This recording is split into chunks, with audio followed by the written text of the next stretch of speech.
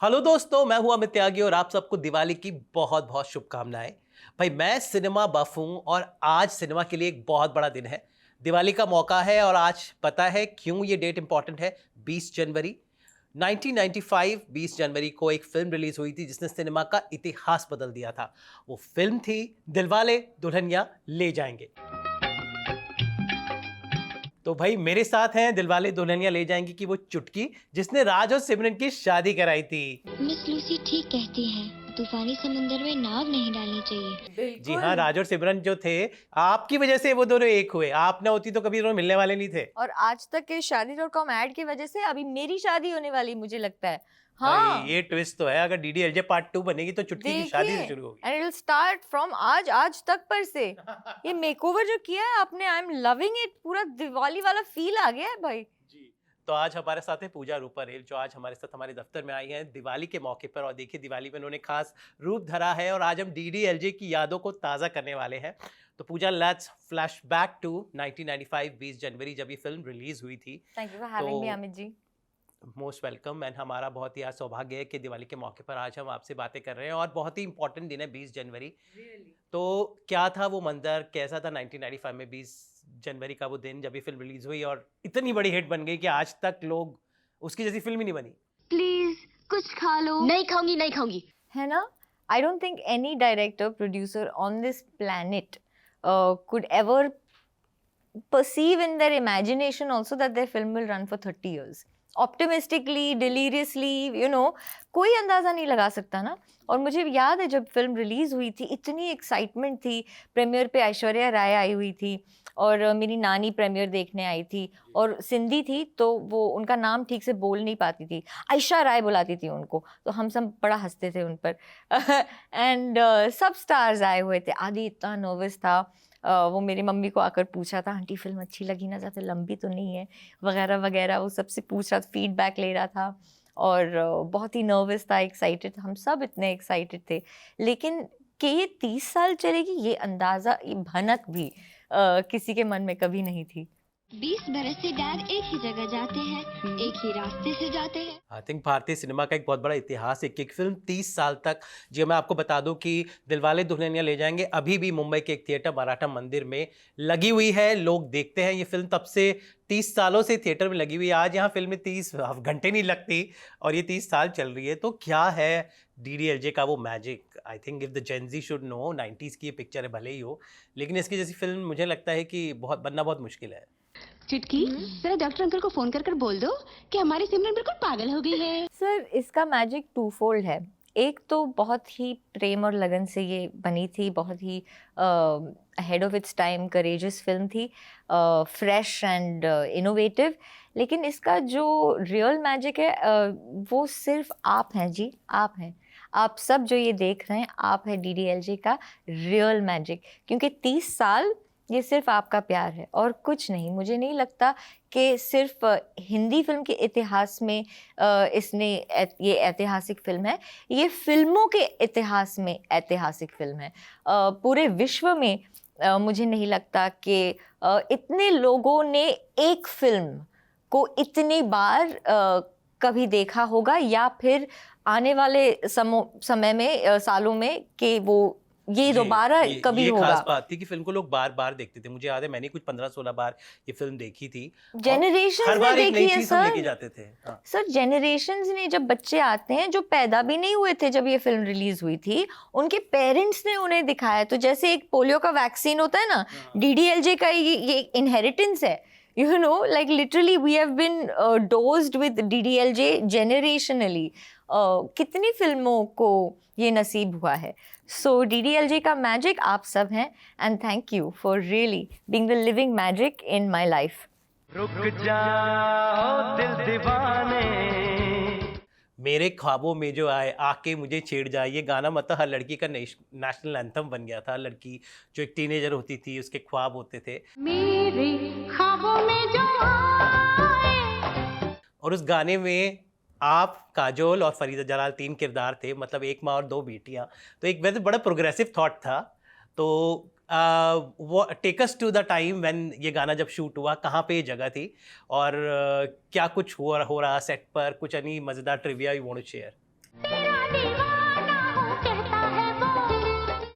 people forget how hard we work as actors, you know, and we make it look so fun कि लोग भूल जाते हैं कि actually इतना काम हो रहा होता है कि sometimes all you remember is a very serious day at work, and even if it's a song, etc.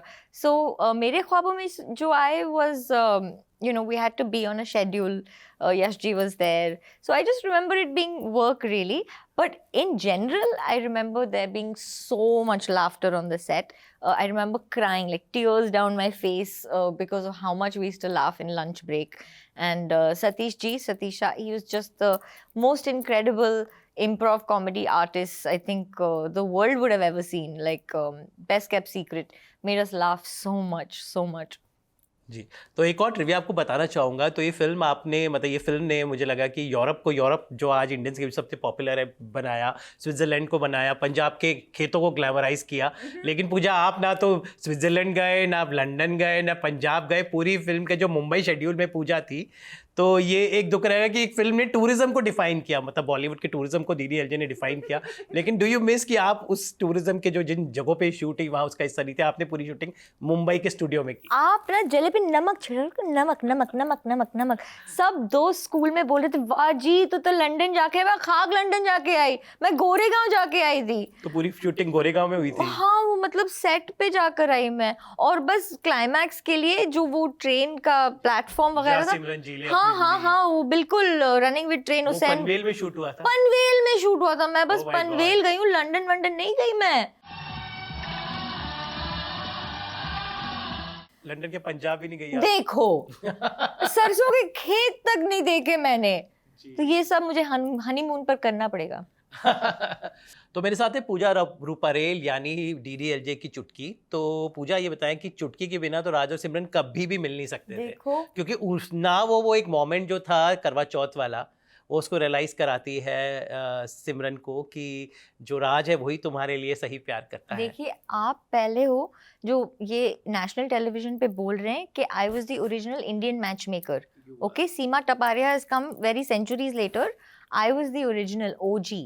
मैंने मतलब राज और सिमरन को मिला है, इससे ज्यादा क्वालिफिकेशन क्या हो सकती है इंसान की? तुम्हें नहीं पता, पर राज ने भी सुबह से कुछ नहीं खाया। पर ये सीन जैसे मैंने कहा कि बहुत अहम था, क्योंकि ये कहानी को एक नया मोड़ देता है, जहाँ पर एक्चुअली सिमरन को एहसास होता है कि राज ही है। हाँ, मैं डांट देती हूँ हाँ। दीदी को डांट देती हूँ। तो कैसा था वो सीन? जैसे अब तो मैं आज डिफाइन करूँ, बट जब डायरेक्टर आदित्य चोपड़ा ने कैसे एक्सप्लेन किया था और आपने कैसे इंटरप्रेट किया था as an actor? I think Adi was not very interfering at all. You know, he gave us a lot of freedom, and I never remember him being like, "ऐसे ही करो, वैसे ही करो," or you know, being a first-time director with 1 million notes about something. He really gave you time and space, and if he liked what you did, then he didn't interfere with it at all. And during this scene in particular, I actually remember Shah Rukh giving me some notes, you know, because we had to build the tension in the scene, where he comes in a certain mood, she's angry, you know, so there was a give and take of tension between, and then the tension breaks when she realizes that he is not eaten, and you know, so that whole thing. And I remember him telling me that you should walk off in a way that seems angry, and I was like, wow, this is really tough acting. Like, you know, his note was so finessed and, you know, fine, that nuanced. It wasn't even talking about the dialogue. He was literally talking about body language. And I remember him and I working together to make that scene better. And it's one of my fondest memories to have shared that time and space with him. Over 2 films, King Uncle and Dilwale. राज वही है ना जिसे तुम Europe में मिली थी? तो पूजा ने अपने करियर की शुरुआत की थी एक ऐसी फिल्म से जिसमें बहुत सारे कलाकार थे। फिल्म थी किंग अंकल, आई थिंक साल 1993।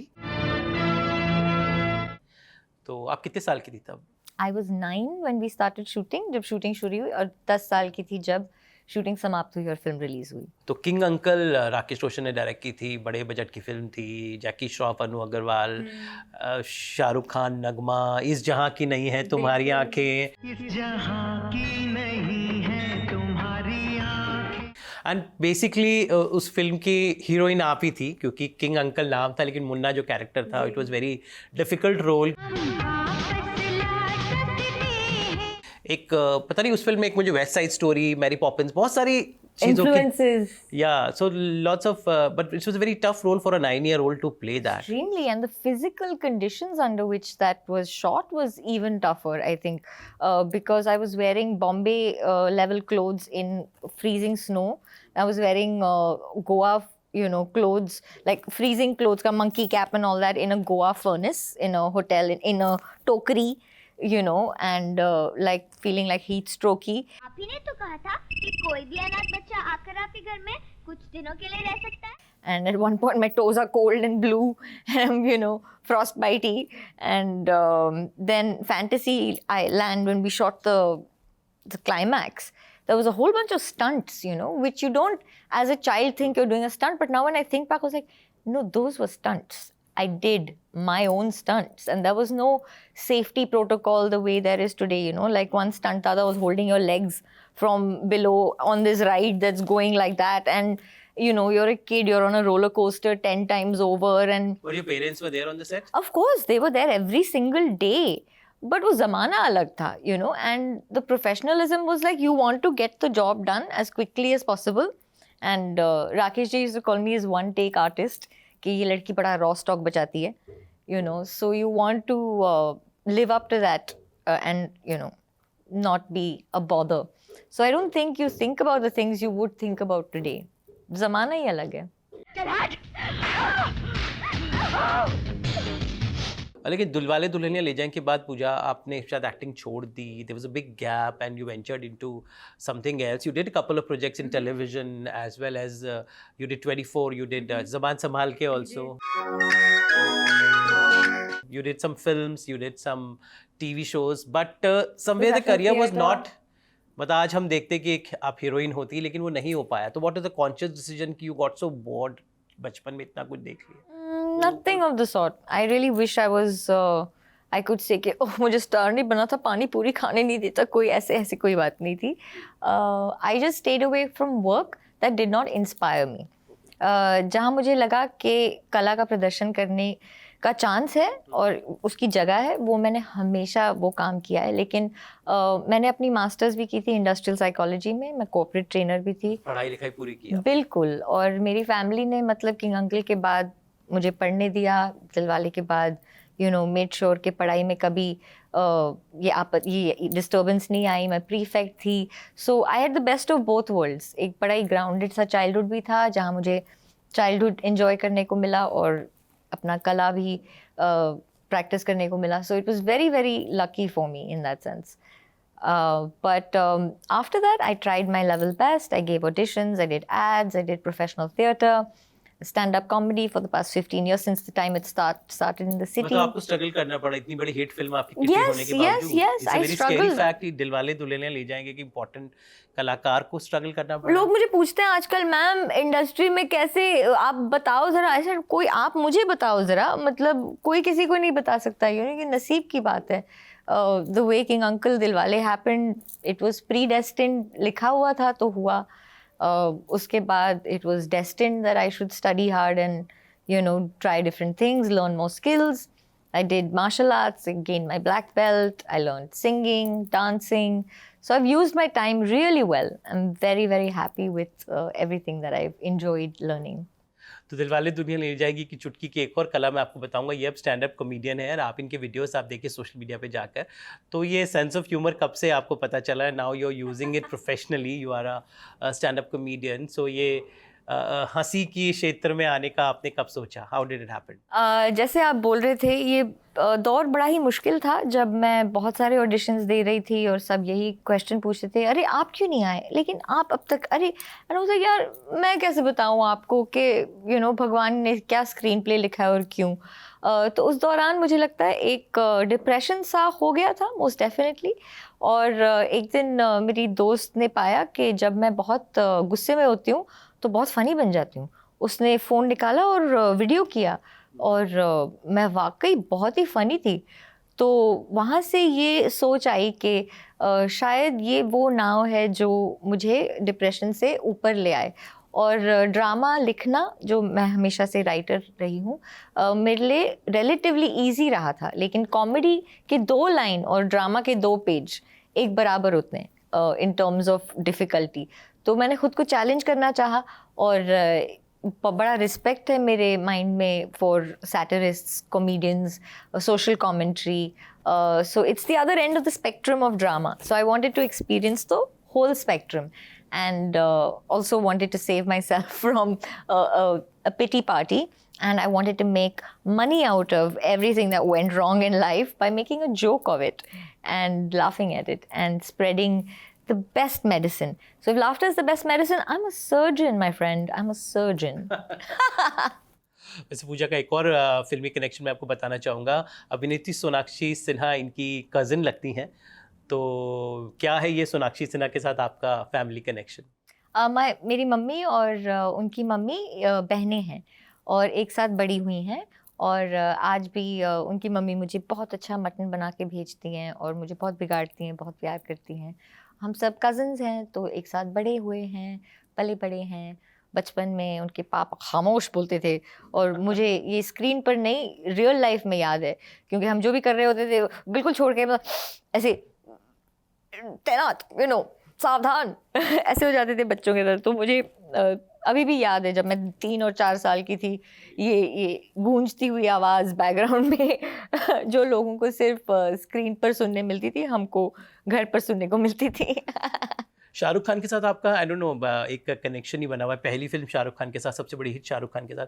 आई थिंक लास्ट फिल्म दिल से भी छोटा सा आप थे. दिल से आई थिंक मिस इन्फॉर्मेशन है. या मुझे भी कहीं याद है, मुझे किसी ने बताया दिल से भी, तो मैं चाहता हूं क्लियर कर दें आप. The internet gaslighting you.